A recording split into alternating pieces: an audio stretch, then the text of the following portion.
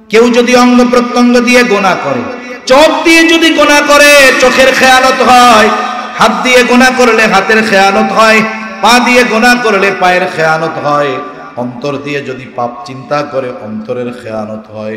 এজন্য আল্লাহ তাআলা বলেন ইয়ালামু খাইনাতাল আয়ুন ওয়া মা তুখফিস সুদূর। আল্লাহ তাআলা বলেন তিনি জানেন তোমরা চোখের কি খেয়ানত করো, অন্তরের কি খেয়ানত করো তিনি জানেন। এজন্য আমরা যখন গুনাহ করব, চোখ দিয়ে খারাপ জিনিস দেখব, গুনাহও হবে, খেয়ানত হবে। কান দিয়ে গান শুনবো, তাহলে খেয়ানত হবে, গুনাহ হবে। পা দিয়ে হেঁটে পাপের কাজের দিকে যাব, খেয়ানত হবে, গুনাহ হবে। আর এই অঙ্গ প্রত্যঙ্গ গুলো এই খেয়ানতের সাক্ষ্যটা কিয়ামতের ময়দানে আল্লাহর সামনে প্রকাশ করে দিবে। আমাদের জানমাল আমানত। জানমাল কি বলেন? আল্লাহ তাআলা বলেন ইন্নাল্লাহা আশতারা মিনাল মুমিনিনা আনফুসাহুম ওয়া আমওয়ালাহুম বিআন্না লাহুমুল জান্নাহ। আল্লাহ তাআলা বলেন নিশ্চয়ই মুমিনের জানমাল আল্লাহ তাআলা জান্নাতের বিনিময়ে ক্রয় করে নিয়েছেন। তাহলে মালিক হলেন আল্লাহ, জানমাল আমার কাছে আছে। এই জন্য জানমাল যেখানে ব্যবহারের অনুমোদন শরীয়ত দিয়েছে সেখানে ছাড়া অন্য কোথাও যদি শক্তি, জান, টাকা পয়সা ব্যয় করা হয়, গুনাহ শুধু হয় তা না, বরং খেয়ানত হয়ে যায়। قال رسول الله صلى الله عليه وسلم أربع إذا كنا فيك فلا عليك ما فاتك من الدنيا। রাসূলুল্লাহ সাল্লাল্লাহু আলাইহি ওয়াসাল্লাম বলেন আরবাউন, চারটি জিনিস, ইযা কুন্না ফিকা যখন তোমার মধ্যে থাকবে, ফালা আলাইকা আর কোনো কিছু তোমার নাই। কিন্তু পরিপূর্ণভাবে এই চারটা গুণের ধারক বাহক তুমি, তোমার মধ্যে আছে। নবীজি বলেন ফালা আলাইকা, তোমার আর কোনো কিছু নাই। এরপরে নবীজি বলেন মা ফাতাকা মিনাদ দুনিয়া, এই চার জিনিস যদি তোমার মধ্যে থাকে, দুনিয়ার আর কিছু যদি নাও থাকে, তোমার কোনো চিন্তা নাই। বুজুর্গানে দ্বীন এই হাদিসের ব্যাখ্যার মধ্যে বলেন রাসূল আকরাম সাল্লাল্লাহু আলাইহি ওয়াসাল্লাম এই চার গুণে গুণান্বিত যেই মানুষ, তাকে সুসংবাদ দিচ্ছেন হলো এইটা, যার মধ্যে এই চার গুণ থাকবে, সাথে সাথে সে ঈমানদার, তাহলে ওই ব্যক্তির দুনিয়ায় যা কিছু প্রয়োজন আল্লাহ তাআলা তার প্রয়োজন মেটানোর ব্যবস্থা করে দিবে। আমাদেরকে আগে বুঝতে হবে, একটা হলো প্রয়োজন আর একটা হলো বিলাসিতা। যেটা প্রয়োজন সেটা বিলাসিতা নয়। আর এই দুনিয়ার জগৎটা হলো এরকম যে এখানে যদি আমরা আমাদের প্রয়োজন মিটে যায়, মানুষের কাছে মুখাপেক্ষী না হতে হয়, এর চাইতে আর কিছুর দরকার আছে নি কোন?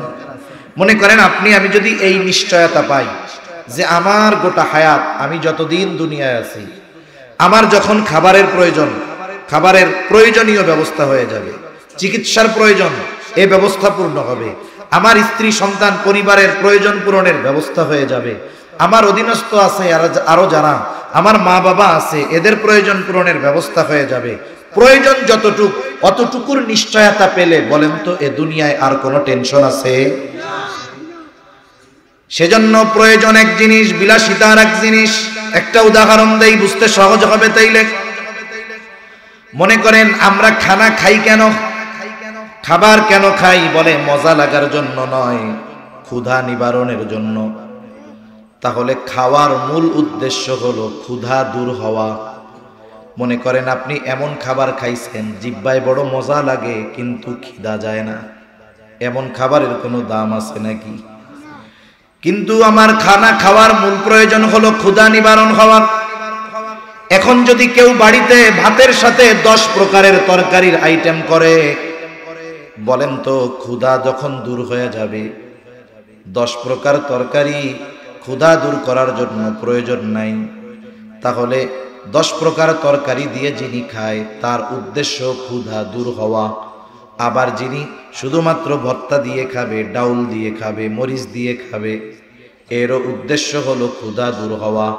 বিষয়টা হলো এক তরকারি দিয়ে যদি ক্ষুধা দূর হয়, খাবার খেয়ে প্রয়োজন মিটে যায়, 10 তরকারি দিলে ক্ষুধা দূর হয়, তবে সাথে সাথে বিলাসিতাও হয়। তাহলে আমার উদ্দেশ্য যে দুনিয়ার প্রয়োজন মিটতে হবে, এমন নয় যে গাড়ি দিয়া দিবে, বাড়ি দিয়া দিবে, কোটি টাকার মালিক বানায়া দিবে। আল্লাহ চাইলে পারে, কিন্তু নবীজি বোঝাতে চাচ্ছেন এ দুনিয়ায় তোমার চলার জন্য, থাকার জন্য মানুষের কাছে অমুখাপেক্ষী হওয়া লাগবে না, এই পরিমাণ প্রয়োজনীয় বস্তু মিটানোর ব্যবস্থা করবেন কে? আল্লাহ। 1 নাম্বার নবীজি বলেন 4 গুণের 1 নাম্বার গুণ, আল্লাহ রাসূল সাল্লাল্লাহু আলাইহি ওয়াসাল্লাম বলেন হিফযু আমানাতিন, আমানাতের হেফাজত করা। উদ্দেশ্য হলো আমানতদার হওয়া, আমানতদারিতার গুণ অর্জন করা। আমানতদারিতা গুরুত্বপূর্ণ একটা গুণ। কিছু গুণ আছে, কিছু আমল আছে, যেই আমলগুলো শুধুমাত্র আমলের সাথে সম্পৃক্ত, ঈমানের সাথে সম্পৃক্ত নয়। ওই আমলগুলো করলে সওয়াব হয়, আমলগুলো না করলে গুনাহ হইতে পারে, তবে ঈমানের সমস্যা হবে না। কিন্তু আমানতদারিতা এমন এক আমল, এমন এক গুণ, নবীজি বলেন লা ঈমানা লিমান লা আমানাতা লাহ। নবী বলেন যার মধ্যে আমানতদারিতা নাই তার ঈমান নাই। তাহলে আমানতদারিতার গুণ এটা ঈমানের সাথে সম্পৃক্ত। কিসের সাথে সম্পৃক্ত বলেন? তার মানে যত হক আছে, হকগুলো মোটামুটি ঈমানের সাথে সম্পৃক্ত একটা বিষয়। এজন্য রাসূলুল্লাহ সাল্লাল্লাহু আলাইহি ওয়াসাল্লাম হাদিসের মধ্যে জানায়া দেন আমানতদারিতা হলো মুমিনের ভূষণ, আর যার মধ্যে আমানতদারিতা নাই, খেয়ানতে ভরপুর, নবীজি বলেন এটা হলো মুনাফিকের আলামত। সোজা কথা, মুমিন কখনো খেয়ানতকারী হতে পারে না। আর যে খেয়ানতকারী তথা যার মধ্যে আমানতদারিতা নাই, সে প্রকৃত মুমিন হতে পারে না। রাসূলুল্লাহ সাল্লাল্লাহু আলাইহি ওয়াসাল্লাম মুনাফিকের আলামতগুলো আমাদের জানিয়ে দেন। নবীজি বলেন 1 নম্বর আলামত ইদা হাদ্দাসা কাযাবা, মুনাফিক যখন কথা বলে মিথ্যা কথা বলে। ইদা ওয়াদা আখলাফা, ওয়াদা করলে ওয়াদা খেলাফ করে। ইদা তুমিনা খানা, আমানতের খেয়ানত করে। আর এক হাদিসে আরেকটা আসছে ওয়া ইদা তাখাসামা ফাজারা, মুনাফিকের যখন কারো সাথে একটু তর্ক বিতর্ক হয়, ঝগড়া বিবাদ হয়, মুনাফিক মন্দ বকাঝকা করে। আফসোসের ব্যাপার, আলামতগুলো কার? জবান খুলে বলেন, কথা বুঝেন নাই? জোরে বলেন, আলামতগুলো কার? আরো জোরে। আপনাদের খিদা লাগছে? এই নাটাও তো জোরে কইতে পারলেন না। তাহলে আলামতগুলো কার? জোরে বলেন, মুনাফিকের। কিন্তু আফসোস, আলামত মুনাফিকের, কিন্তু এই 4 আলামতওয়ালা নামাজি মানুষ আমাদের সমাজে আছে না নাই?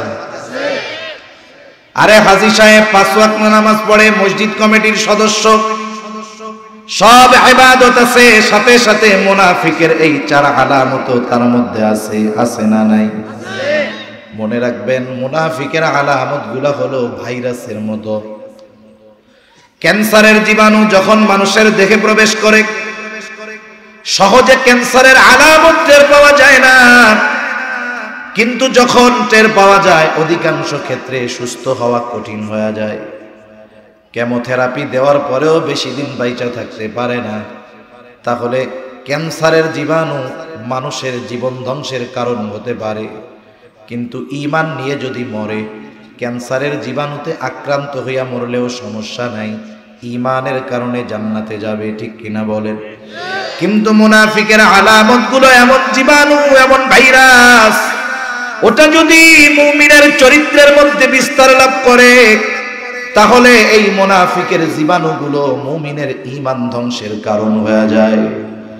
এজন্য প্রথম কথা হলো ওই আলামতগুলো আমাদের মধ্যে যদি থাকে, ঈমান বাঁচানোর জন্য ওগুলো আমরা বের করে ফেলব।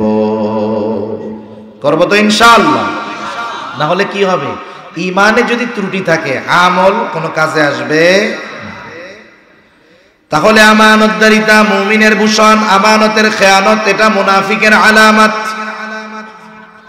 আমার আপনার নবীও আমানতদার নবী ছিলেন। নবীর আমানতদারিতা কেমন ছিল? কাফেররা আমার আপনার নবীজির আমানতদারিতায় খুশি হয়ে উপাধি দিয়েছেন আল আমিন। নবীর দুশ্মন যারা, নবীর বিরুদ্ধাচরণ যারা করেছে, তারাও নবীজির চরিত্র মাধুরীতে মুগ্ধ হয়ে গেছে। অনেক অমুসলিম ঐতিহাসিকরা নবীজির সিরাত লিখছে, জীবনী লিখছে, নবীজির আমানতদারিতার প্রশংসা করেছে। উপমহাদেশে একজন ব্রিটিশ আমলে একজন ইংরেজ ঐতিহাসিক আসছেন। উনি এসে মুসলিম সমাজের মধ্যে বেশ প্রসিদ্ধি অর্জন করেছে। এখন মুসলমানদের ব্যাপারে ওনার জানারও আগ্রহ হয়েছে। উনি মুসলিমদের চরিত্র দেখে মুগ্ধ হয়ে গেছেন। বিষয়টা হলো, এমন সুন্দর চরিত্র মুসলমানেরা পাইল কোথার থেকে? খোঁজ নিয়ে উনি জানলেন, মুসলমানেরা যাকে আইডল মানে, আদর্শ মানে, তিনি হলেন মুহাম্মাদুর রাসূলুল্লাহ সাল্লাল্লাহু আলাইহি ওয়াসাল্লাম। এইবার ওই অমুসলিম ঐতিহাসিকের আমার আপনার নবীর ব্যাপারে জানার আগ্রহ হলো। সে নবীর ব্যাপারে যথেষ্ট পড়াশোনা করেছে। এরপরে সে আমার আপনার নবীজিকে নিয়ে একটি সিরাত লিখছে। একজন অমুসলিম, এর মধ্যে তিনি নবীজির যেই গুণগুলো উল্লেখ করেছেন, এর মধ্যে অন্যতম একটি গুণ হলো আমানতদারিতা। ওই ব্যক্তি তার ভাষায় লিখতেছে, মুসলমানদের প্রফেট তথা মুসলমানদের নবী এমন আমানতদার এবং বিশ্বস্ত ছিলেন যে মুহাম্মাদের ঘোর দুশ্মন পর্যন্ত একেবারে নিশ্চিন্ত মনে মুহাম্মাদের কাছে তাদের সবচাইতে দামি সম্পদগুলো আমানত রাখত। শত্রু নিশ্চিন্তে রাখত, যেই লোকটা তাকে হত্যা করতে চায়, ওই লোকটাও তার দামি সম্পদটা তার নিজের কাছে যত্ন, তার চাইতে মুহাম্মাদের কাছে রাখাটা বেশি নিরাপদ মনে করত। সুবহান! কেমন আমানতদার নবী উম্মত আমরা। একটা উদাহরণ দেই, যেমন নবীজি যখন আল্লাহ তাআলার পক্ষ থেকে মোটামুটি ইঙ্গিত পেয়ে গেছে অচিরেই নবীকে মক্কা থেকে মদিনায় হিজরত করতে হবে, কিন্তু কোন দিন কোন সময় এখনো চূড়ান্ত ফয়সালা হয় নাই। আল্লাহ তাআলার থেকে শুধু এতটুকু আসছে, আপনি প্রস্তুত থাকেন, যে কোনো মুহূর্তে নির্দেশ আসবে, হিজরত হবে ইয়াসরিব মদিনায়। নবীজি সাল্লাল্লাহু আলাইহি ওয়াসাল্লাম হিজরতের জন্য প্রস্তুত। কাফেররাও নবীজির উপরে অত্যাচারের মাত্রা বাড়ায় দিয়েছে, কারণ আবু তালেব দুনিয়া থেকে যাওয়ার পর নবীজির উপরে কাফেররা আরো চড়াও হয়েছে। সর্বশেষ সব গোত্রের মানুষ মিলে তারা সিদ্ধান্ত নিয়েছে, এখন তো আর আবু তালেব দুনিয়ায় নাই, মুহাম্মাদকে চিরতরে বিদায় করে দিতে হবে, হত্যা করে ফেলতে হবে। এখন সর্বশেষ পরামর্শ হলো, এই হত্যাকাণ্ডে একজন ব্যক্তি নয়, বরং প্রত্যেকটা গোত্র থেকে এক একজন অংশগ্রহণ করবে।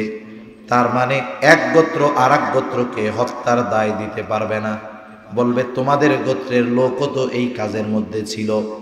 তাতে কি হবে? বলে সাপও মরবে, লাঠিও ভাঙবে। এই সিদ্ধান্ত নেওয়া হলো যে আজ রাতেই মুহাম্মদকে দুনিয়া থেকে বিদায় করে দেওয়া হবে। আর আল্লাহ তাআলা আমার আপনার নবীকেও জানায় দিলেন, পয়গম্বর আজ রাতেই আপনার হিজরতের সফর শুরু হবে। নবীজি সাল্লাল্লাহু আলাইহি ওয়াসাল্লাম রাতে বের হওয়ার জন্য প্রস্তুতি নিচ্ছেন। তখনও কাফেরদের অনেক দামি দামি সম্পদ আমার আপনার নবীর কাছে আমানত ছিল, সংরক্ষিত ছিল। কাফেরেরা চারদিক ঘিরে রাখছে ঘরে। এখন তো বিল্ডিং আছে মজবুত, ভাঙা ঢুকতে পারবে না। তখন কি বিল্ডিং ছিল নাকি? চারদিক দিয়ে সশস্ত্র কাফেররা নবীর ঘর ঘিরে রাখছে। এর মধ্যে নবীজিও জানে কাফেররা হত্যাকাণ্ড ঘটানোর জন্য আসছে, কত চিন্তিত থাকার কথা। আবার মক্কা ছেড়ে চলে যাবেন, নবীজির মনের মধ্যে কত ব্যথা, কত কষ্ট। যখন নবীজি শহর ছেড়ে শহরের বাইরে যাচ্ছিলেন, বারবার তিনি বাইতুল্লাহর দিকে তাকান আর দু চোখ দিয়ে পানি পড়ে।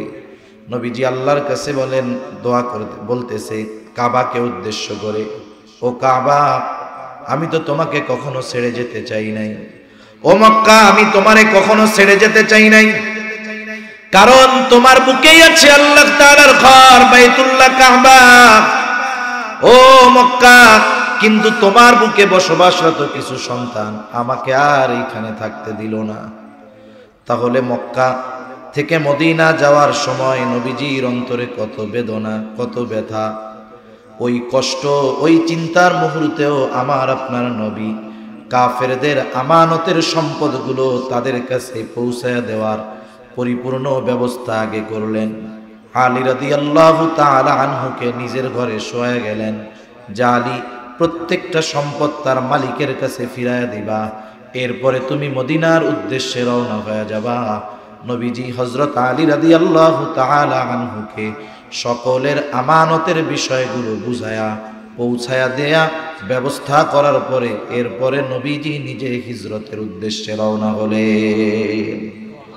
এরপরে হিজরত শুরু করেছেন, মদিনার উদ্দেশ্যে রওনা হয়েছে, অথচ চারদিক দিয়ে শত্রু ঘর ঘিরে রাখছে। আবার মনের মধ্যে ব্যথায় বাইতুল্লাহ ছেড়ে চলে যেতে হবে। এই রকম পরিস্থিতিতেও তিনি আমানতদারিতার ব্যাপারে কেমন সচেষ্ট, সতর্ক, এতটুকু যদি আমরা চিন্তা করতাম, অনুধাবন করতাম, আমরা কোনোদিন খেয়ানতকারী হতাম না, ঠিক কিনা বলো? কিন্তু আফসোস, আমাদের তো জানাও নাই এগুলো। আমাদের আগামী প্রজন্ম, আমাদের তরুণ যুবকরা জানে কোন ব্যাটসম্যান কত সালে কত রান করছে, কোন দেশ কয়বার বিশ্বকাপ ফুটবল খেলা জিতছে, মেসির কয়টা গোল্ডেন বুট আছে, কয়টা রেকর্ড আছে, এগুলো জানে। কিন্তু আমাদের অধিকাংশ মুসলমানের সন্তান রাহমাতুল লিল আলামিনের জীবনী সম্পর্কে জানে না, ঠিক কিনা বলো? ওদেরকে যদি জিজ্ঞাসা করি, বলো তো নবীজির কত বছর বয়স, কয় বছর বাঁচছে, কয় বছর বয়সে নবুয়তি পাইছে, বলো তো, বলতে পারবো না। অন্যান্য বিষয় তো বাদই দিলাম। নবীজি সাল্লাল্লাহু আলাইহি ওয়াসাল্লাম সর্বোচ্চ আমানতদার ছিলেন, এই জন্য আমাদেরকেও আমানতদার হওয়ার দরকার আছে না নাই? মুআমালাতের ক্ষেত্রে অন্যতম বিষয় হলো আমানতদারিতা, এটা আমাদেরকে প্রথমে মাথায় রাখতে হবে। এখন এই আমানতদারিতা কোথায় হবে, কোন জায়গায় দেখাতে হবে? সাধারণত আমরা বুঝি আমানতদারিতার ক্ষেত্রে শুধুমাত্র মনে হয় লেনদেন সম্পৃক্ততা, আমানত এতটুকুই আমরা বুঝি যে আমার কাছে কেউ কোনো টাকা রাখলো, আমি সেটা তাকে ফিরাইয়া দিলাম, আমি মনে করি আমি বড় আমানতদার। আসলে মুআমালাত এতটুকুর মধ্যেই সীমাবদ্ধ নয়, আমানতদারিতাও এতটুকুর মধ্যে সীমাবদ্ধ নয়, বরং মুআমালাত ও আমানতদারিতা ব্যাপক এক জিনিস। লেনদেনের ক্ষেত্রে আমানতদারিতা, এটা মোটামুটি সকলের কম বেশি বোঝা আছে। আমার কাছে কারো সম্পদ যদি থাকে, সেটা আমানতের হোক আর এমনি সাধারণ হক হোক, আমার কাছে যদি কারোটা থাকে, যারটা আছে তার যদি মনে নাও থাকে, আল্লাহ তাআলা বলতেছেন তুমি নিজ দায়িত্বে হকদারের কাছে তার হক পৌঁছায়া দিবা, ঠিক কিনা? আর আমরা তো জাইনা শুনে মানুষেরটা খেয়ে ফেলি, জেনে শুনে মানুষেরটা খেয়ে ফেলি, এটা খুব খারাপ কাজ।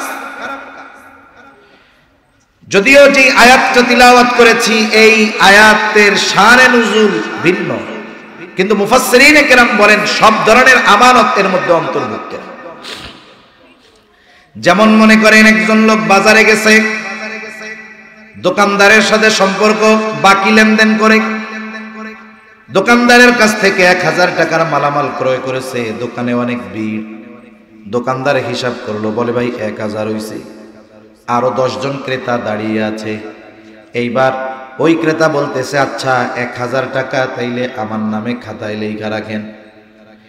এখন দোকানে তো ভিড়, উনি খাতায় লেখার আগে আরেকজন কয় ভাই আমার একটা তেল দেন তো, উনি খাতা কলম রাইখা তেল দিতে গেছে, এখন আর ওই বাকি টাকা লিখতে মনে নাই, খাতায়ও আর উঠে নাই। এইবার 10 দিন পরে এই লোক গিয়া দোকানদাররে বলে ভাই দেখেন তো খাতায় আমার নামে কয় টাকা আছে। এইবার দোকানদার খাতা খুঁজে টুজে বলে ভাই আপনার নামে কোনো বাকি নাই। দোকানদার হয়তো ভুলে গেছে ব্যস্ততার কারণে, কারণ আমি একা ক্রেতা, কিন্তু দোকানদার তো একজন ক্রেতাকে হ্যান্ডেলিং করে না। দৈনিক তার কাছে শত শত হাজার হাজার মানুষ কিনতে যায়, তার মিস্টেক হতেই পারে। কিন্তু আমি নিশ্চিত যে আমার কাছে 1000 টাকা পায়, তবে কিন্তু তার খাতায় লেখা নাই। এখন শয়তান আইসা ওয়াসওয়াসা দিবে, তোর মনে হয় ভুল হইতেছে। শয়তান মাথার মধ্যে কি ঢুকাবে? আরে দোকানদার ঠিক কথাই কইছে, তোর কাছে পায় না, তোরই মনে হয় ভুল হইতেছে রে, তোর মনে হয় মনে নাই। এবার একটা দোদুল্যমান অবস্থায় তার অন্তর চলে যাবে। শয়তানে ধোঁকা দিছে, টাকাও তো কম না 1000। এবার মনে মনে নিজে নিজে মুফতি হইয়া ফতোয়া দিব, যেহেতু ও পাবে, ওর যেহেতু মনে নাই, তাইলে আমার মনে হয় ভুল হইতেছে, তাইলে এটা আর দেওয়ারও কোনো দরকার নেই, এটা আমার জন্য খাওয়া মনে হয় জায়েজ আছে। এইরকম খেয়া ফেলানো লোক আমাদের সমাজে আলহামদুলিল্লাহ নাই, আছে? আরে দোকানদার ভুলে গেছে তাতে কি, আল্লাহর নির্দেশ তুমি ফিরাইয়া দাও, ঠিক কিনা বলেন? আল্লাহ তাআলা বলেন, আনতু আদ্দুল আমানাতি ইলা আহলিহা, আমানাত আমানত তুমি তার হকদারের কাছে ফিরাইয়া দাও। প্রত্যেকটা বিষয় এরকম, কেউ যদি আমার কাছে কোনো কিছু রাখে, অথবা কারো কোনো কিছু যদি আমার কাছে থাকে, সে যদি ভুলেও যায়, তার যদি মনে নাও থাকে, আল্লাহ তাআলার আদেশ, এই হক আমাকে নিজ দায়িত্বে তার কাছে ফিরাইয়া দিতে হবে। কিন্তু আফসোস, আমরা অনেকেরটা খেয়ে ফেলি। বাবার সম্পদ রেখে গেছে, ভাই বোনের গুলা খেয়ে হজম করে ফেলে, আছে না নাই? ফুফুদের টাকা, এর টাকা, ওর টাকায়। খবরদার, দুনিয়ায় আপনি আমি আরেকজনেরটা হয়তো খাইতেছি, আরেকজনের আমানত হক নষ্ট করতেছি, কিন্তু কিয়ামতের দিন যদি এগুলো ফেরত দিতে হয়, কি কঠিন পরিস্থিতি হবে সেই দিন টের পাওয়া যাবে। এজন্য দুনিয়াতে আমরা একটু কম খাই, হক সম্পৃক্ত বিষয়ে প্রয়োজনে কাউরে একটু বেশি দিয়ে দিব, তাতে কি? দুনিয়ায় যদি তারে একটু বেশি দেই, আখেরাতেও আশা করা যায় আল্লাহ আমাকে আপনাকে বেশি দিবে, ঠিক কিনা বলেন? আমি যদি দুনিয়ায় একটা মানুষকে একটু ছাড় দেই, তাইলে আখেরাতে ইনশাআল্লাহ আল্লাহ তাআলা আমাকে আপনাকে ছাড় দিবে, ঠিক কিনা বলেন? আর যদি খাওয়ার চিন্তা করি, যে অন্যের হক মেরে খেলাম, অন্যের আমানতের খেয়ানত করলাম, আরেকজনের হক আমার কাছে ছিল, বোনদেরটা খাইলাম, ফুফুদেরটা খাইলাম, প্রতিবেশীর এরিয়ার মধ্যে সীমানা ঢুকাইয়া তার কিছু জমি আমার অংশের মধ্যে আইনা দখল দিলাম, এরকম বুজুর্গ লোক আছে না নাই? নবীজি বলেন, কেউ যদি দুনিয়ায় অন্যায়ভাবে 1 বিঘত জমিন কারো দখল দেয়, কিয়ামতের দিন আল্লাহ তাআলা তার গলায় 7 তবক জমিন পেঁচায়া দিবে। যাই হোক, বেশি লম্বা করা যাবে না বিষয়গুলো নিয়ে, কারণ অনেক কথা অল্পতে বোঝাতে হবে। তাহলে আমানতদারিতা 1 নম্বরে হয় আদান প্রদানের মধ্যে। কেউ যদি আমার কাছে পায়, পাওনাদারের যদি মনেও না থাকে, আল্লাহর নির্দেশ, গোলাম তুমি নিজ দায়িত্বে তার হকটা ফিরায় দাও। 2 নম্বর, কথাও কিন্তু আমানত হয়। রাসূলুল্লাহ সাল্লাল্লাহু আলাইহি ওয়াসাল্লাম বলেন, ইদা হাদ্দাসার রাজুলু সুম্মা ইলতাফাতা ফাহিয়া আমানাতুন। নবীজি বলেন, যখন কেউ কথা বলে আর এদিকে সেদিকে তাকায়, ডানে বামে তাকায়, এখন কেউ যদি আমার আপনার কাছে কোনো কথা বলার সময় ডানে বামে তাকায়, এদিকে সেদিকে তাকায়, কি বুঝবো? বুঝবো যে এই কথাটা মোস্ট ইম্পর্ট্যান্ট, সুতরাং এটা আমি অন্য কারো কাছে বলতে পারবো না, অথবা অন্য কেউ যেন না শোনে না দেখে, এই জন্য ডানে বামে তাকানোর পরে আমার কাছে কথা বলে। নবীজি বলেন, কথা বলার সময় ডানে বামে যে তাকায়, ফাহিয়া আমানাতুন, ওই কথাটা ডানে বামে তাকায় যার কাছে বলল, কথাটা আমানত হয়ে যায়। কিন্তু আফসোস, আমাদের ক্যারেক্টার হলো এর পুরো বিপরীত। কেউ যদি আমার কাছে এসে বলে, হুজুর আপনার কাছে এই কথাটা বললাম হুজুর, আর কারো কাছে কইয়েন না, কাম সারা। এখন ওই কথা আমার আরেকজনের কাছে না কইলে আর ভাল লাগে না। যতক্ষণ না বলতে পারি আরেকজনরে, ততক্ষণ আর ভাল লাগে না। পেটের মধ্যে মনে হয় যে কথাটা হজম হয় না। মানুষ হলো এরকম, কিছু মানুষ আছে ওরা যদি পাথর খাওয়াইয়া দেন, পাথর কি বলেন না, পাথর, ও পাথর হজম করে ফেলবে। আবার পারদ আছে, পারদ, এটা তরল দেখা যায়, কিন্তু এটারে মানুষ হজম করতে পারে না। আমার মনে হয় মানুষ যদি চেষ্টা করে, এই পারদ হজম করবে, কিন্তু কথা হজম করা মানুষের খুব কষ্টের। লোকটা চোখের আড়াল হওয়ার আগে পাশের একজনকে ডাক দিয়ে বলবে, এই লোকটারে চিনো? বলে হ্যাঁ চিনি। আমার কাছে খুব গোপন একটা কথা বলছে। কারো কাছে বলতে মানা করছে, আমি তোমারে কই তুমি কিন্তু কারো কাছে কইও না, ঠিক আছে? এখন কারো কাছে বলতে মানা করছিল, ওনারে বলবে, আবার বলে তুমিও কারো কাছে কইও না। আমারে তো একটু আগে ওই লোক কইয়া গেল, হুজুর আপনারে কইছি আপনি কারো কাছে কইয়েন না। তাইলে আমি যেহেতু একজনের কাছে বইলা দিলাম, ও মনে করবে হুজুরে তো মানা করছিল হুজুর কারো কাছে কইয়েন না, হুজুরও যেহেতু একজনের কাছে বলছে, আমারও মনে হয় একজনের কাছে বলা জায়েজ আছে। কারণ এদেশের সাধারণ মানুষ এখনো উলামা ইকরামকে অনেক ক্ষেত্রে দলিল মনে করে। অনেক এলাকায় দেখবেন একটা লোক একটা কাজ করতেছে, ভুল কাজ, এই মিয়া এই ভুল কাজটা কেন করেন? বলে আমাকে ইমাম সাহেব করে। তার মানে কি সাধারণ মানুষ এখনো একজন আলেমকে এতটা রেসপেক্ট করে, সম্মান করে, মোহাব্বত করে, ভালোবাসে যে একজন আলেমের একটা কাজকে সে দলিল মনে করে। এজন্যই বলে যে অমুক হুজুর করছে। অনেক সময় এটা নিয়ে আমরা তিরস্কার করি, বলি এই মিয়া হুজুর দলিল নাকি? কথা ঠিক, কিন্তু ও এই কথাটা বলার দ্বারা উলামা ইকরামের উপর ওর আস্থা মোহাব্বতের বহিঃপ্রকাশ ঘটে, ঠিক কিনা বলেন?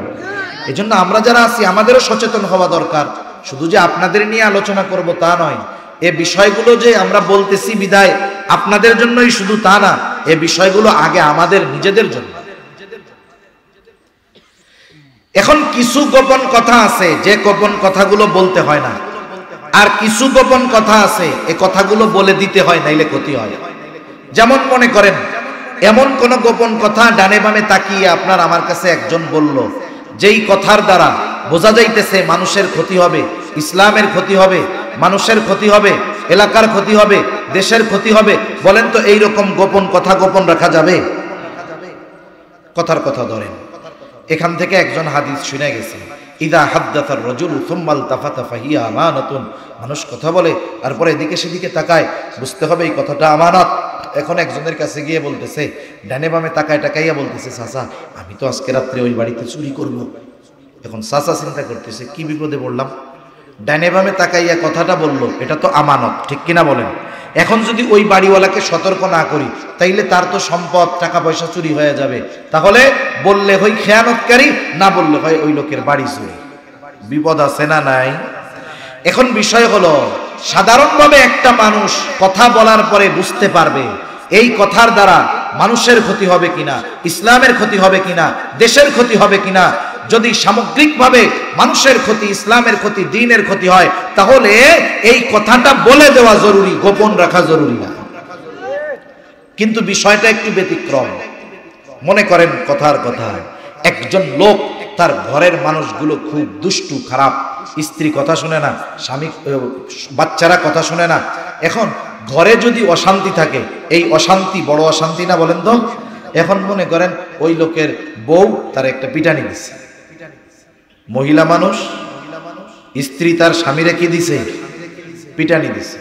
এত দুঃখ লাগতেছে, এই মহিলারে খাওয়াই, পরিশ্রম করি, এরাতে আঘাতপ্রাপ্ত হইলাম, এই যে দুঃখটা লাগে, দুঃখ মানুষের অন্তরের কিছু কষ্ট আছে, এটা যদি আরেকজনের কাছে বলতে পারে তাহলে তার বুকটা একটু হালকা হয়। এখন এই পরিবারের গোপন কথা এটা কি সবার কাছে মাইক দিয়ে বলা যাবে নাকি? মনে করেন যদি কেউ থাকে, কেউরে যদি বলা হয় যার বউ পিটায় এদিকে আসেন, একটু মাইকে ঘোষণা দেন যে আপনার বউ পিটায়, তাহলে আমি হুজুর 1000 টাকা দিয়ে যাব, এরকম কেউরে পাওয়া যাবে? এই কথা কেউ মানুষের কাছে বলতে চায়? তবে নিজের এইরকম অনেক গোপন কথা মানুষ আরেকজন মানুষকে বিশ্বস্ত মনে করে তার কাছে বলে, আছে না নাই? মনে করেন সে মনে করে আমার মসজিদের ইমাম সাহেবরে বলি, উনি আমার সবচাইতে বড় শুভাকাঙ্ক্ষী। এখন মনে করেন আমার কাছে এসে বলল যে হুজুর আমার তো এই সমস্যা, কি করব? আমি তারে বুস্টুস দিয়ে পাঠাইয়া দিলাম। এখন ও চিন্তা করতেছে এই কথা যদি মানুষ জানে তাইলে তো আমি বাজারের মধ্যে গেলে দেখবে, মানুষে বলবে দেখ ওই যে এই লোক, এরে বউ নাকি পিডায়, লজ্জা পাবে না? তা আমারে লজ্জার খাতিরে বলে গেছে, হুজুর এই কথা কারো কাছে বললেন না, আসলে কষ্টের কথা, কারে আর বলবো, আপনারে বললাম হুজুর আপনি কারো কাছে বললেন না। কিন্তু আমি কি করলাম, এই কথাটা আর হজম করতে পারলাম না, আর একজনের কাছে বলে দিলাম। বললাম দেখো আমারে বলতে মানা করছে, আমি তোমারে শুধু বললাম, তুমি আর কাউরে বইলো না। এইবার ও আরেকজনের কাছে গিয়ে বলবে, শোন হুজুর আমাকে অমুকের ব্যাপারে এই কথা বলছে, কারো কাছে বলতে মানা করছে, আমি তোমাকে বললাম, তুমি কিন্তু কাউরে বইলো না। এইবার ও গিয়ে আর একজনরে বলবে, আমার দোস্ত আমার এই কথাটা বলছে, কারো কাছে বলতে মানা করছে, তুমি কারো কাছে বইলো না। তার মানে যে যাকে বলে শুধু বলে তোমারে বললাম, তুমি কারো কাছে বইলো না। দেখা যাবে এইভাবে সকালের কথা দুপুর হইতে হইতে 100 জনের কাছে পৌঁছায় গেছে। আমি বলছিলাম একজনের কাছে, কথা পৌঁছায় গেছে 100 জনের কাছে। এই যে 100 জনের কাছে কথা পৌঁছানোর জন্য দায়ী হলাম আমি এইটা ফ্লাশ করার পরে যত মানুষের কাছে কথাগুলো পৌঁছাবে, যতজন বলবে ততটা খেয়ানত হবে। আর সকলের খেয়ানতের সমপরিমাণ গুনাহ একা প্রথম যে খেয়ানত করেছে তার আমলনামায় যোগ হয়ে যাবে। এজন্য কথা আমানত, যে কথাগুলোর সাথে মানুষের সম্মান ইজ্জত নিহিত আছে, এই ধরনের কথা, এই ধরনের দোষ ত্রুটি যদি আমাদের জানা থাকে, আমরা কি করব? এগুলো গোপন রাখবো। শত্রুও যদি হয় তাহলে তার আমানতেরও হেফাজত করতে হবে, ঠিক কিনা বলেন? 3 নাম্বার দায়িত্ব আমানত। রাসূল আকরাম সাল্লাল্লাহু আলাইহি ওয়াসাল্লাম দায়িত্বের ব্যাপারে খুব সতর্ক আমাদের করেছেন। এখন তো এমন এক জামানা, মানুষ টাকা দিয়ে দায়িত্ব কিনে, দায়িত্ব নেওয়ার, দায়িত্ব পাওয়ার প্রতিযোগিতা করে। একটা জামানা ছিল মানুষ দায়িত্ব নিতে চাইতো না, দায়িত্বের কথা শুনলে রাতের আধারে এলাকা ছেড়ে পালায়া চলে যাইত। আরে আমাদের কলিজার টুকরো ইমাম আজম আবু হানিফা রহমাতুল্লাহি আলাইহি, ইমাম আজম আবু হানিফা রহমাতুল্লাহি আলাইহির সাথে দেখা হইছে খলিফা মনসুরের সাথে দেখা। মানুষের সামনেই খলিফা মনসুর ইমাম আবু হানিফাকে প্রস্তাব দিচ্ছে, ও ইমাম আবু হানিফা, প্রধান বিচারপতির আসনটা ফাঁকা, আপনি প্রধান বিচারকের দায়িত্বটা গ্রহণ করেন। কত বড় প্রস্তাব, কত বড় পদ! আব্বাসীয় খলিফা প্রস্তাব দিচ্ছে প্রধান বিচারকের দায়িত্ব গ্রহণ করেন। আমাদের দেশে মানুষ প্রমোশন পাওয়ার জন্য কত তেল মারে, কত টাকা ব্যয় করে, এক চান্সেই প্রধান বিচারক। ইমাম আবু হানিফা খলিফা মনসুরের প্রস্তাবটা সাথে সাথে ফিরাইয়া দিলেন।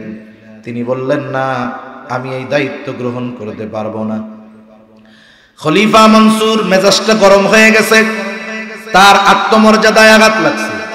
এত বড় অফার দিলাম, যেটা পাওয়ার জন্য মানুষ ঘুরে, সুপারিশ করে, আশা করে, স্বপ্ন দেখে, এমন বড় প্রস্তাব আমি নিজের থেকে দিলাম, আর মুখের উপরে প্রস্তাবটা ফিরাইয়া দিল। রাগে হাতের চাবুক দিয়ে ইমাম আবু হানিফার গায়ে একটা বাড়ি মারছে, আঘাত করেছে। রাজপ্রাসাদে ফিরে আসছে খলিফা। এই খবর খলিফার চাচাও জানতে পারছে। খলিফার চাচা খলিফাকে বলতেছে, ও মনসুর, কাজটা তুমি ভালো করো নাই। ইমাম আবু হানিফার গায়ে আঘাত করে কাজটা ভালো করো নাই, তুমি তার কাছে ক্ষমা চাও। খলিফা যখন আঘাত করেছে তখন তো তার মেজাজটা গরম হয়েছে, রাগ উঠছে, রাগের কারণেই তো বাড়ি মারছে। মানুষ অনেক সময় রাগে এমন অনেক কাজ করে ফেলে, যখন রাগ চলে যায় ওই কাজের জন্য সে অনুতপ্ত হয়, লজ্জিত হয়। আবার রাগে মানুষ এমনও সিদ্ধান্ত নেয় যেই সিদ্ধান্ত তার গোটা জীবনের আফসোসের কারণ হয়, ঠিক কিনা বলেন? আমাদের দেশে প্রতি মিনিটে এক একটা বিবাহ বিচ্ছেদ হয়, এটা হলো লিখিত হিসাব। লিখিত হিসাবে প্রতি মিনিটে কয়টা? এক একটা। আমার মনে হয় প্রতি মিনিটে একটা বিয়েও হয় না, কিন্তু প্রতি মিনিটে এক একটা বিবাহ বিচ্ছেদ হয়। আর আমাদের দেশে কিন্তু বড় বড় বিবাহ বিচ্ছেদ হয়। দেখবেন বিশেষ করে যারা বড় বড় সেলিব্রিটি, এরা বিবাহের আগে মনে হয় ওদের চাইতে ভালোবাসার মানুষ আর দুনিয়ায় আর কেউ নাই। যারে বিবাহ করবে তারে একেবারে মজনু বানায় ফেলে আর নিজে লাইলি হয়ে যায়। কিন্তু এই ভালোবাসা বড় বিশাল এক বেলুন ফুলাইছে মানুষ, বিশাল বড় বেলুন না? বলেন তো, এই বেলুনকে ধ্বংস করার জন্য কি সেনাবাহিনীর কামান আনা লাগবে নাকি? ছোট্ট একটা সুচ দিয়া দিবেন, দেখবেন যে ফটাস করে বেঁটে গেছে। এদের ভালোবাসা ওই রকম। দেখা যায় যে বিবাহটা খুব আনন্দ, উদ্দীপনা, উৎসাহ সহকারে হয়। হঠাৎ করে একদিন লাইভে এসে বলে, আমার আর ওনার সাথে থাকা হচ্ছে না, আমরা অচিরেই সিদ্ধান্ত নিব দুজনে আলাদা হয়ে যাওয়ার। আছে না নাই? আছে।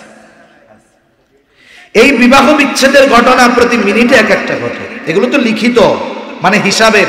এখন হিসাবের বাইরে আছে। গ্রামে, আপনাদের অঞ্চলে তো আপনারা উলামায়ে কেরামের তত্ত্বাবধানে থাকেন, দেশের এমন অঞ্চল আছে একটা ইউনিয়নে একটা মাদ্রাসা নেই, একটা ইউনিয়নে একটা মাদ্রাসা নেই, এখনো এই দেশে এরকম আছে, অবাক হয়ে যেতে হয়। গোটা জেলার মধ্যে একটা দাওরায়ে হাদিস মাদ্রাসা নেই, অবস্থা চিন্তা করছেন? আর সিলেটে তো করে এলাকায় এলাকায় সব জায়গায় মাদ্রাসা আছে। উলামায়ে কেরামের পদাচারণার ফলাফল এগুলো, মাদানী রহমাতুল্লাহি আলাইহির আগমনের ফলাফল এগুলো। হুসাইন আহমদ মাদানী রহমাতুল্লাহি আলাইহি সিলেটে বেশি আসতেন, এর একটা প্রভাব। এখন দেখেন আমাদের ওই সব অঞ্চলে অনেক জায়গায় আছে, দেখা যাবে সংসার করতেছে 20 বছর, এই 20 বছরের মধ্যে 20,000 বারের উপরে বউরে তালাক দিয়ে দিচ্ছে, কিন্তু এরপরেও সংসার করে, আছে না নাই? কতজন তো বিবাহ হয়েছে তালাক দিয়ে দিছে। এখন তালাক দেওয়ার পরে লোকজন কয়, চাচা কি করলেন? চাচি তো আর আপনার নাই। এইবার দৌড়াইয়া আসতে হুজুরের কাছে, এসে বলে, হুজুর কাম কাজ শেষ। কি হয়েছে? বলে, আমি তো আমার বউরে তালাক দিয়া দিছি। কেন দিছে? হুজুর রাগ হইয়া দিছি, হুজুর ইচ্ছা করে দেয় নাই। তাই বউরে কি কেউ তালাক খুশি হইয়া দেয় নাকি? কি হইয়া দেয় কোন না?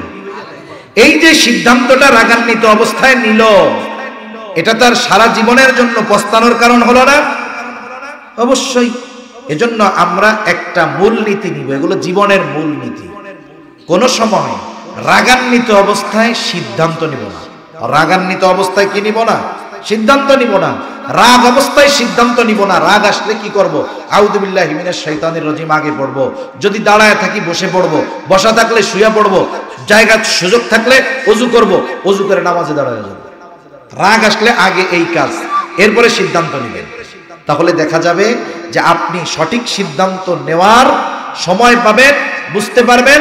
হয়তো আউযুবিল্লাহ পড়ার কারণে শয়তান দূর হবে, ওযু করার কারণে রক্ত গরম ছিল ঠান্ডা হবে, নামাজে দাঁড়ানোর কারণে অন্তরের শীতলতা আসবে। দেখা যাবে আপনি বুঝে শুনে একটা সিদ্ধান্ত নিতে পারতেছেন, ঠিক কিনা বলেন? খলিফা মনসুর তখন তো রাগে বাড়ি মারছে, কিন্তু এখন তো রাগ নাই, এখন তার অনুতপ্ততা হচ্ছে যে এমন একজন ব্যক্তিকে চাবুক দিয়ে বাড়ি মারলাম, কাজটা ঠিক হয় নাই। আবার নিজে খলিফা নিজে একা গিয়া মাপ চাইতে যাবে, লজ্জা লাগতেছে। খলিফা মনসুর তার সবচাইতে বিশ্বস্ত লোকটাকে দায়িত্ব দিয়ে দিল, যাও আমার পক্ষ থেকে ইমাম আবু হানিফার কাছে ক্ষমা চাইবা, বলবা ইমাম আবু হানিফা খলিফা তার কাজের কারণে লজ্জিত, আপনার কাছে ক্ষমা চায়। আর এক থলে স্বর্ণ মুদ্রা দিয়ে বলছে, যদি মাফ করার কথা বলে এটা তাকে হাদিয়া দিয়ে বলবা, খলিফা তখনই নিশ্চিত হবে যে আপনি তাকে ক্ষমা করেছেন যখন এই হাদিয়াটা আপনি গ্রহণ করবেন। খলিফার কাছে খলিফা পাঠায় দিল লোকটারে, লোকটা চলে গেছে, গিয়ে বলে, ইমাম খলিফা তার আচরণের কারণে লজ্জিত ব্যথিত, আপনার কাছে ক্ষমা চেয়েছে, ক্ষমা করে দেন। ইমাম আবু হানিফা সাথে সাথে বললেন, হ্যাঁ আমি তাকে মাফ করে দিলাম। এইবার লোকটা বলে, খলিফা তখনই সুনিশ্চিত হবে যখন আপনি এই স্বর্ণ মুদ্রা হাদিয়া নিবেন। এই এক থলে স্বর্ণ মুদ্রা আপনার জন্য খলিফা দিয়েছে, হাদিয়া নেওয়াও সুন্নত, দেওয়াও সুন্নত। তবে কেউ যদি চুরি কইরা আইনা হাদিয়া দেয়, আপনি যদি সুনিশ্চিত থাকেন যে এই হাদিয়া আমাকে দিচ্ছে চুরি কইরা আইনা, বলেন তো নেওয়া জায়েজ আছে নাকি? চুরির মাল যদি নিশ্চিত হওয়া যায় যেটা চুরির মাল, কেনাও জায়েজ হবে না, তাহলে চোররে সহযোগিতা করা হবে। আর আমাকে কত পোলাপান আছে কম দামে চুরাই মার্কেটে যায় কম দামে ভালো জিনিস কেনার লিগা, এটা ঠিক হবে না। তাহলে কি হবে? চোরকে সহযোগিতা করা হবে, ওই চুরির মধ্যে নিজেও ইনক্লুড হয়ে যেতে হবে। চোর সে চুরি করে আইনা বেচে, আমরা বুঝি, নামই আছে, প্রত্যেক জেলা শহর বিভাগীয় শহরে আছে নামই, ওইটার চোরাই মার্কেট আছে না নাই? আছে। ইমাম আবু হানিফা বলে, না হাদিয়া দেওয়া লাগবে না, আমি মাফ করে দিচ্ছি, নিয়ে যাও। লোকটা বারবার জোর করতেছে, আপনি রাখেন, আপনি ব্যবহার না করলে আপনি মানুষকে সদকা দিয়ে দিয়েন, তবু আপনি রাখেন।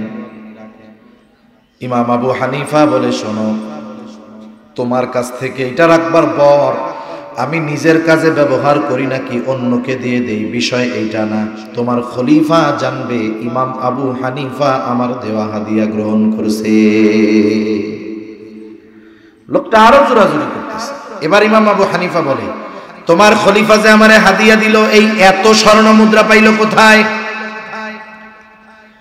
এইবার লোকটা বলে উনি পাবে কোথায়, উনি রাষ্ট্রীয় কোষাগার থেকে দিয়েছে।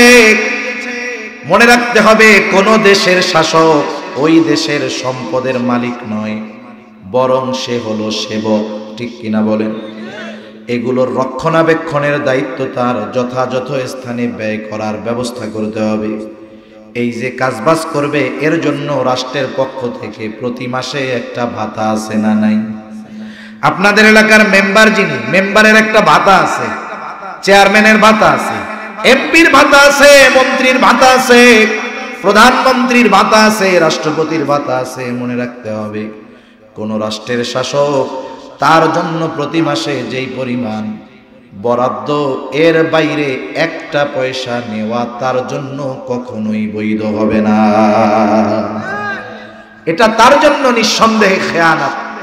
যখন বলছে পাবে ভান্ডার থেকে দিয়েছে, এইবার ইমাম আবু হানিফা আরো কঠোর বলে এটা তো ফেরত দিবাই, দিয়ে এটা জানায় দিবা কারো জন্য, কোন শাসকের জন্য, তার জন্য প্রতি মাসে যেই বরাদ্দ ভাতা এর বাইরে একটা দিরহাম সে রাষ্ট্রীয় সম্পদ থেকে নিজের কাজে ব্যয় করতে পারবে না, এটা খেয়ানত হবে। এখন ওই লোক অনেকক্ষণ ধরে তেল মারতেছে, তো কাজ হচ্ছে না, রাগ হয়ে গেছে। এইবার খলিফার কাছে গেছে, গিয়া আরো সাজায়া মাজায়া তেল মশলা লাগায়া কথাটা খলিফারে বলছে, যাতে খলিফা ওনার উপরে আরো কি হয়, রাগ হয়। আমরা অনেক সময় আছে না, কিছু মানুষ দেখবেন একজনের কাছে ভালো সাজার জন্য আর একজনের বদনাম দুর্নাম যত আছে এগুলা এতটুক হইলে এত বড় বানাইয়া সুন্দর মতো কয়, আছে না নাই? এসে বলে আপনি ওনারে কত ভালোবাসেন দেখছেন, আর ওই লোকটা কি আচরণ করলো আপনার সাথে, আপনার বদনাম খালি মানুষের কাছে কয়ে বেড়ায়, আমি আপনার ভালোবাসি বিদায় সহ্য করতে পারি নাই, আপনার কাছে সেইগুলো বললাম। এইরকম আইসা যেই সব লোক বলে চগলখুরি করে, বুঝবেন ওইটা হলো চিটিংবাজ নাম্বার 1। খলিফা ওই লোকের কথায় প্রভাবিত হয়ে গেছে, বিশ্বস্ত সহচর। এইবার ফোর্স পাঠায় দিছে, কত বড় সাহস আমার ব্যাপারে এমন কথা বলে, যাও ইমাম আবু হানিফাকে জেলখানার মধ্যে আটকায় দাও। ইমাম আবু হানিফাকে জেলখানায় আটকায় দেওয়া হলো। চাবুক দিয়ে প্রতিদিন আঘাত করা হয় আর বলা হয় ইমাম আবু হানিফা আপনাকে ছেড়ে দেওয়া হবে, আপনি যদি শুধু প্রধান বিচারকের দায়িত্ব গ্রহণ করেন আপনাকে ছেড়ে দেওয়া হবে। ঐতিহাসিকদের থেকে দুইটা মত, ইমাম আবু হানিফা জুলুমের শিকার হয়েছেন, তবুও তিনি দায়িত্ব গ্রহণ করেন নাই। একটা বিষয় না বললেই নয়, আমরা অনেক সময় মনে করি জেলে মনে হয় শুধু খারাপ মানুষই যায়, তা না। জেলে সাধারণত দুই ধরনের মানুষ যায়। কয় ধরনের জোরে বলেন? দুই ধরনের মানুষ যায়। যদি দেশের শাসক ন্যায়পরায়ণ হয় তাহলে জেলের মধ্যে সবচাইতে খারাপ মানুষগুলো যায়, ঠিক কিনা বলেন? আর যদি কোন দেশের শাসক জালেম হয় ওই দেশের জেলখানার মধ্যে ওই দেশের শ্রেষ্ঠ সন্তানগুলোকে ভরে দেওয়া হয়।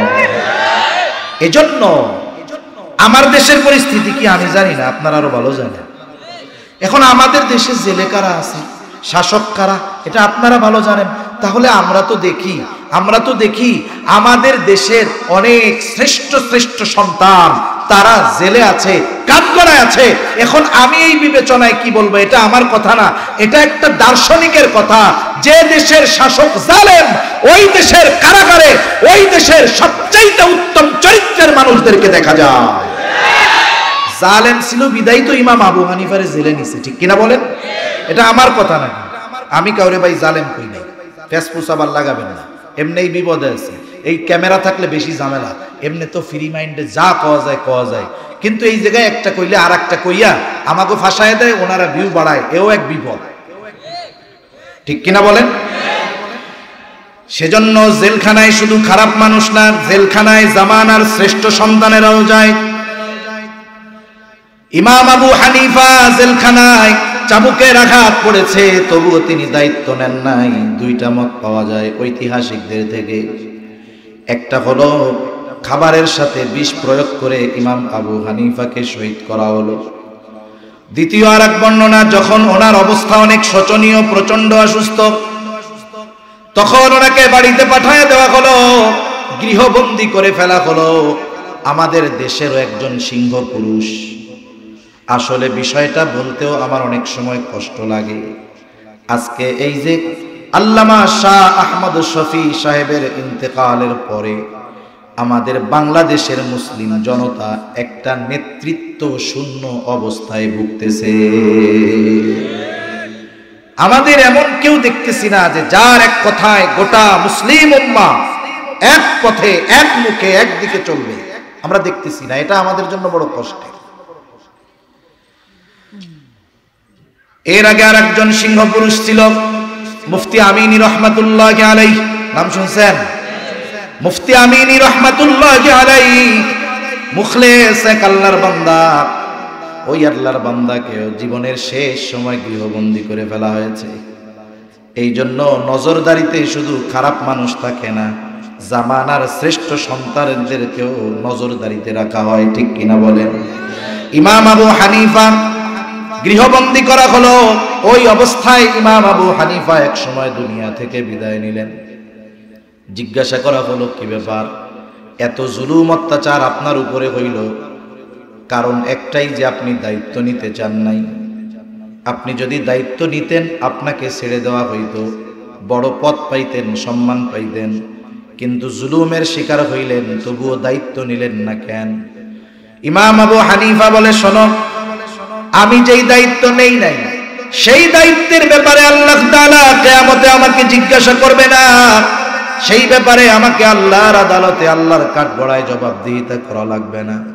কিন্তু আমি যদি প্রধান বিচারকের দায়িত্ব নিতাম, এই বিচার বিভাগে যদি কারো সাথে অবিচার করা হতো, কিয়ামতের দিন আল্লাহ তাআলার সামনে আমাকে খেয়ানতের বোঝা নিয়ে দাঁড়ানো লাগতো। কারণ আবু দাউদের হাদিস, নবীজি বলেন, আমাদের কাউকে যখন কোনো দায়িত্ব দেওয়া হয়, কেউ যদি ওই দায়িত্বের সূচ পরিমাণ খেয়ানত করে, সূচ পরিমাণ, নবীজি বলেন কিয়ামতের দিন ওই লোকটা খেয়ানতের বোঝা নিয়ে আল্লাহর সামনে উপস্থিত হবে। এজন্য সকল ধরনের দায়িত্ব আমানত, সাথে সাথে শরীয়তের বিধিবিধান আমানত, শরীয়তের বিধিবিধান আমানত, আল্লাহ তাআলার যত আদেশ নিষেধ আছে এগুলো আমানত। আল্লাহ তাআলা বলেন, ইন্না আরাদনাল আমানাতা আলাস সামাওয়াতি ওয়াল আরদি ওয়াল জিবাল ফাআবাইনা আন ইয়াহমিলনাহা ওয়া আশফাকনা মিনহা ওয়া হামালাহাল ইনসান। আল্লাহ তাআলা বলেন, আমি এই আমানত আসমানের কাছে, জমিনের কাছে, পর্বতমালার কাছে পেশ করলাম। তারা ভীত সন্ত্রস্ত হয়ে গেল, এই আমানত তারা বহন করলো না। ওয়া হামালাহাল ইনসান, মানুষ এই আমানত বহন করলো। বলে কি সেই আমানত? মুফাসসিরিনে কেরাম বলেন সেই আমানত হলো কোরআন। কেউ কেউ বলেন আমানত হলো শরীয়তের বিধিবিধান, একই কথা। এই জন্য যখন আমরা আল্লাহ তাআলার বিধিনিষেধ অমান্য করি, আল্লাহ তাআলার দেওয়া আমানতের খেয়ানত করা হয়। আমার অঙ্গ প্রত্যঙ্গ আমানত। কেউ যদি অঙ্গ প্রত্যঙ্গ দিয়ে গুনাহ করে, চোখ দিয়ে যদি গুনাহ করে চোখের খেয়ানত হয়, হাত দিয়ে গুনাহ করলে হাতের খেয়ানত হয়, পা দিয়ে গুনাহ করলে পায়ের খেয়ানত হয়, অন্তর দিয়ে যদি পাপ চিন্তা করে অন্তরের খেয়ানত হয়। এজন্য আল্লাহ তাআলা বলেন, ইয়ালামু খাইনাতাল আ'য়ুন ওয়া মা তুখফিস সুদূর। আল্লাহ তাআলা বলেন, তিনি জানেন তোমরা চোখের কি খেয়ানত করো, অন্তরের কি খেয়ানত করো, তিনি জানেন। এজন্য আমরা যখন গুনাহ করব, চোখ দিয়ে খারাপ জিনিস দেখব, গুনাহ হবে, খেয়ানত হবে। কান দিয়ে গান শুনবো, তাহলে খেয়ানত হবে, গুনাহ হবে। পা দিয়ে হেঁটে পাপের কাজের দিকে যাব, খেয়ানত হবে, গুনাহ হবে। আর এই অঙ্গ প্রত্যঙ্গ গুলো এই খেয়ানতের সাক্ষ্যটা কিয়ামতের ময়দানে আল্লাহর সামনে প্রকাশ করে দিবে। আমাদের জানমাল আমানত। জানমাল কি বলেন? আল্লাহ তাআলা বলেন, ইন্নাল্লাহা আশতারা মিনাল মুমিনিনা আনফুসাহুম ওয়া আমওয়ালাহুম বিআন্না লাহুমুল জান্নাহ। আল্লাহ তাআলা বলেন, নিশ্চয়ই মুমিনের জানমাল আল্লাহ তাআলা জান্নাতের বিনিময়ে ক্রয় করে নিয়েছেন। তাহলে মালিক হলেন আল্লাহ, জানমাল আমার কাছে আছে। এই জন্য জানমাল যেখানে ব্যবহারের অনুমোদন শরীয়ত দিয়েছে, সেখানে ছাড়া অন্য কোথাও যদি শক্তি, জান, টাকা পয়সা ব্যয় করা হয়, গোনা শুধু হয় তা না, বরং খেয়ানত হয়ে যায়। সন্তান সন্ততি আমানত। এই যে আমাদের অধীনস্থ যারা সন্তান আছে, এরা আমাদের কাছে আমানত। এই আমানত, এই সন্তানগুলোকে যদি যথাযথভাবে দ্বীনের উপরে পরিচালিত করা না হয়, তাহলে খেয়ানত করা হয়। এজন্য আমাদের শিক্ষা ব্যবস্থার অবস্থা আপনাদের মোটামুটি জানা আছে। জেনারেল শিক্ষা ব্যবস্থার অবস্থা খুব খারাপ। সেজন্য অনুরোধ, প্রত্যেকটা অভিভাবক তার সন্তানদেরকে উচিত ওই শিক্ষা ব্যবস্থা ঠেলে দূরে সরে দিয়ে দ্বীনি শিক্ষা ব্যবস্থার মধ্যে অন্তর্ভুক্ত হয়ে যাওয়া। ঠিক কিনা বলেন? আগে দ্বীন শেখানো। আপনি যদি সন্তানকে দ্বীন না শেখান, তাহলে আপনি খেয়ানতকারী হবেন কিয়ামতের ময়দানে। আর আল্লাহ না করুক, ওই সন্তান যদি বদ্দিন হয়, জাহান্নামী হয়, কিয়ামতে আল্লাহর সামনে দাঁড়িয়ে বলবে, আল্লাহ, এই বাবা আমার হক আদায় করে নাই, খেয়ানত করেছে, আগে ওরে জাহান্নামে দেন, এরপরে আমি জাহান্নামে যাব, এর আগে যাব না। আমি আমানত নিয়ে আর লম্বা কথা বলবো না। যতটুকু বলা হয়েছে এতটুকু যদি আমরা অর্জন করতে পারি, মুআমালাতের অধিকাংশ বিষয় আমাদের মধ্যে চলে আসবে। আবার দেখেন, যেহেতু বড় একটা বাজার আছে, কথা না বললেই নয়, ব্যবসার মধ্যে আমানতদারিতা আছে না নাই? ব্যবসা মুআমালাতের একটা পার্ট, মুআমালাতের একটা কি পার্ট, অংশ। কিন্তু এই ব্যবসার মধ্যে মুআমালাতও আছে, মুআশারাতও আছে। কেমনে? বলে মুআমালাত কেমনে? নবীজি বলেন, আত-তাজিরুস সাদুকুল আমিন মা'আন নাবিয়্যিন সিদ্দীকিনা ওয়াশ শুহাদা'i ওয়াস সালিহিন। আল্লাহ তাআলা বলেন, সত্যবাদী আমানতদার ব্যবসায়ী, আমানতদারিতার মাধ্যমে পাওয়া গেল হলো মুআমালাত, সত্যবাদিতার মাধ্যমে পাওয়া গেল মুআশারাত। তাহলে একটা হলো লেনদেন, আর একটা হলো চরিত্র। তার মানে যেই ব্যবসায়ী সত্যবাদী আমানতদার হবে, নবীজি বলেন সে শহীদ, সিদ্দিক, সালেহীন নবীদের সাথে অবস্থান করবে। তাহলে আমি যে কথাটা বোঝাতে চাচ্ছিলাম, প্রথম বিষয় মুআমালাত। আমরা পরিপূর্ণ হক সম্পৃক্ত বিষয়গুলো আদায় করতে পারবো তখন যখন আমি নিজে পরিপূর্ণ আমানতদার হব। একটা মানুষ আমানতদার হওয়ার আগ পর্যন্ত পরিপূর্ণভাবে হক সম্পৃক্ত বিষয়গুলো আদায় করতে পারবে। এবার আসেন সেকেন্ড পার্ট, মুআশারাত। হুজুর আসতে কখন আসবে আমরা একটু বলেন, আমার নির্দিষ্ট সময় বলেন। দ্বিতীয় পার্ট হলো মুআশারাত, এটা চরিত্রের সাথে সম্পৃক্ত। মনে আছে আপনাদের? তাহলে আমার সাথে একটু কথা বলেন। মুআমালাত এটা হকের সাথে সম্পৃক্ত, মুআশারাত চরিত্রের সাথে সম্পৃক্ত। এখন আসেন মুআশারাতের মধ্যে উত্তম বিষয়টা কি? নবীজি দ্বিতীয় গুণ বলতেছেন, সিদকু হাদিসিন, সত্য কথা বলা। তার মানে সত্যবাদী হওয়া, সত্যবাদিতা এটা বড় এক সম্পদ, মুমিনের বড় এক গুণ। সত্যবাদিতা এমন এক গুণ, নবীজি সাল্লাল্লাহু আলাইহি ওয়াসাল্লাম বলেন, ইন্নাস সিদকা ইয়াহদি ইলাল বীর। এত সময় কষ্ট দিবেন কেন?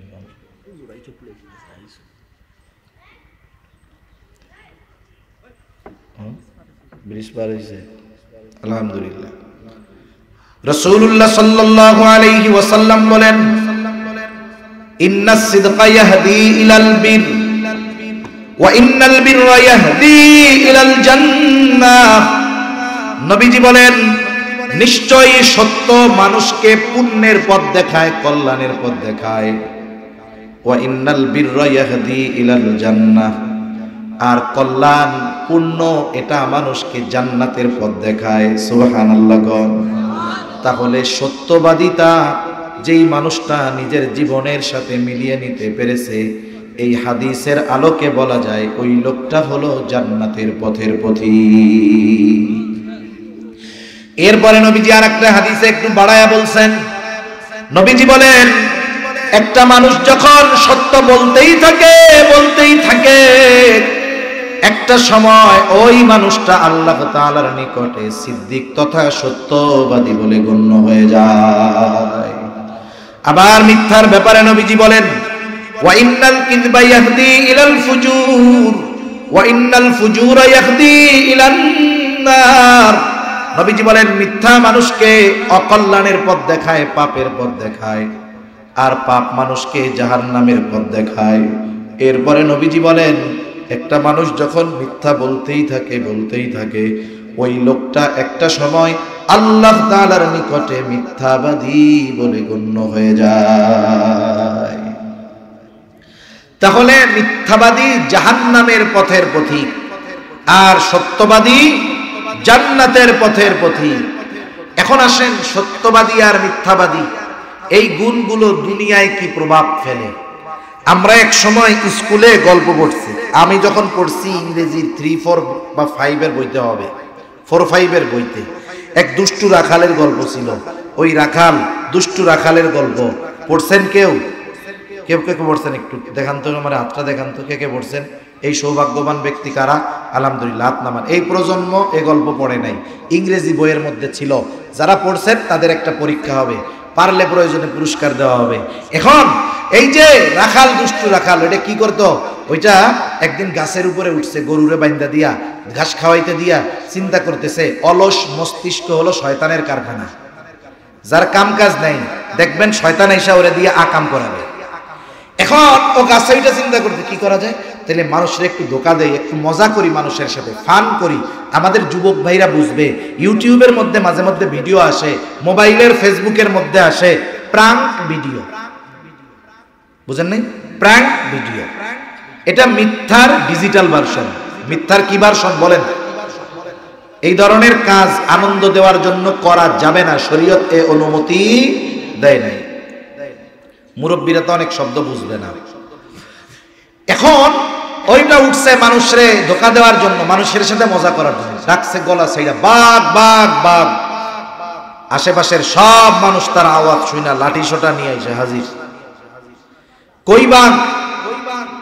বলে বাঘ নাই, আমি তোমাদের সাথে একটু মজা করছিলাম।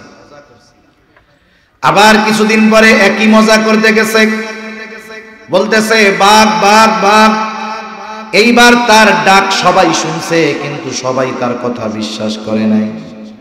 তার মানে প্রথমবার তাকে সবাই বিশ্বাস করেছিল, কিন্তু যখন সে মিথ্যাবাদী হিসাবে পরিচিতি পেল, অনেক মানুষ তাকে অবিশ্বাস করা শুরু করলো। এইবার ডাক সবাই শুনছে, কিন্তু লোকজন আসছে একেবারে কয়েকজন। এই কয়জন এসে কয় বাঘ কই? বলে আমি তোমাদের সাথে মজা করছিলাম। লোকগুলাও ফিরে গেল। এবার পরে আরেকদিন সত্যই বাঘ আসছে, গাছের উপরে উঠা গলা ছাইড়া চিৎকার করে বাঘ বাঘ বাঘ। এইবার বলেন তো, আগের 2 দিন তো মিথ্যা কথা বলছে, আজকে সত্য বলে নাকি মিথ্যা বলে? কিন্তু আজকের সত্য কথা কেউ বিশ্বাস করে না কেন? আগে মিথ্যাবাদী হিসাবে সাব্যস্ত হয়ে গেছে। এইবার গলা ফাটায় বলতেছে বাঘ বাঘ বাঘ। এইবার আর আসার নামে কারো খবর নাই। এইবার বাঘ আইসা খেয়ে ফেলছে। এখন বলেন তো, সত্য কথাটাও মানুষ অবিশ্বাস করার কারণ হলো আগে 2 দিন মিথ্যা কথা বলছে, ঠিক কিনা বলেন? এই বইয়ের শেষে, গল্পের শেষে প্রবাদ ছিল, ডু নট টেল এ লাই, তোমরা মিথ্যা কথা বলিও না। একটা তাকবীর দেন, নারায়ে তাকবীর, আরো জোরে নারায়ে তাকবীর। আলহামদুলিল্লাহ, আজকের মাহফিলের অন্যতম মধ্যমণি শাইখুল হাদিস হযরত মাওলানা মুফতি আব্দুল বাতেন কাসেমি হাফিজাহুল্লাহ হযরত চলে আসছে। খুশি না বেজার? তাহলে তাড়াতাড়ি সবাই বসে পড়েন, আমি এখনই আলোচনা শেষ করে দেই। আলোচনা এখনই শেষ। এখন আসেন তাহলে মুআমালাতের মূল থিমস আমানতদারিতা। একটা মানুষ পরিপূর্ণ হক আদায় করতে সক্ষম তখন হবে যখন সে পরিপূর্ণ আমানতদার হবে, ঠিক কিনা বলেন? তাহলে মুআমালাতের সম্পর্ক হকের সাথে। দ্বিতীয় বিষয় হলো মুআশারাত। মুআশারাতের সম্পর্ক হলো চরিত্রের সাথে। আর একটা মানুষ যখন পরিপূর্ণ সত্যবাদিতার গুণ অর্জন করতে পারবে, তখন তার মধ্যে পরিপূর্ণ মুআশারাত বা চারিত্রিক বিষয় তার পরিশুদ্ধ হবে, ঠিক কিনা বলেন? সর্বশেষ কথাটা হলো কি দেখেন, আল্লাহ তাআলা কোরআনে কি বলছে? তোমরা যদি মুত্তাকি হইতে চাও, খোদাভীরু হইতে চাও, আল্লাহওয়ালা হইতে চাও, তোমরা যদি সবচাইতে সম্মানিত হইতে চাও তাহলে কি করবা? বলে ইয়া আইয়ুহাল্লাযীনা আমানুত্তাকুল্লাহ ওয়া কুনু মা'আস সাদিকিন। সুবহানাল্লাহ বলেন। আল্লাহ বলেন তোমরা যদি মুত্তাকি হইতে চাও সত্যবাদীদের সঙ্গী হও। আল্লাহ তাআলা কেন সত্যবাদীদের সঙ্গী হইতে বলেছেন? কারণ কি? বুজুর্গানে দিন বলেন যেই মানুষটা সত্যবাদী ওর মধ্যে অন্যান্য যে চারিত্রিক বৈশিষ্ট্যগুলো আছে ভালো সব বৈশিষ্ট্য অর্জন করার পরেই সে সত্যবাদী হয়। ঠিক কিনা বলেন? এজন্য আমরা যদি সত্যবাদিতার গুণ অর্জন করতে পারি তাহলে মুআশারাত তথা চরিত্র সম্পর্কিত বিষয়গুলো আমাদের মধ্যে চলে আসবে।